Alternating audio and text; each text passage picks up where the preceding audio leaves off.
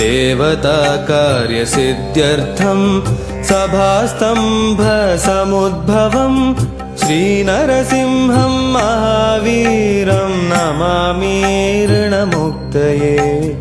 लक्ष्म्यालिङ्गितवामाङ्गं भक्तानां वरदायकं श्रीनरसिंहं महावीरं नमामि ऋणमुक्तये।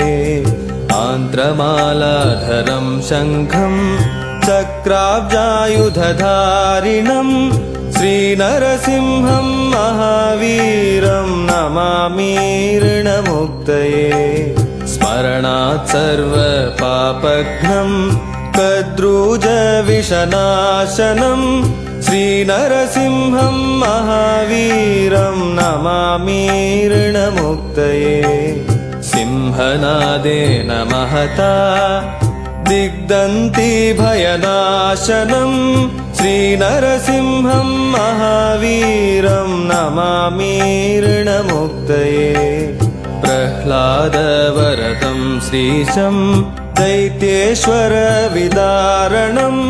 श्रीनरसिंहं महावीरं नमामि ऋणमुक्तये।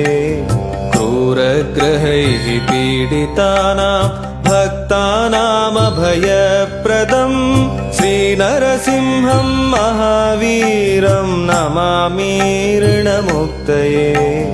वेदवेदान्तयज्ञेशं ब्रह्मरुद्रादिवन्दितं श्रीनरसिंहं महावीरं नमामि ऋणमुक्तये।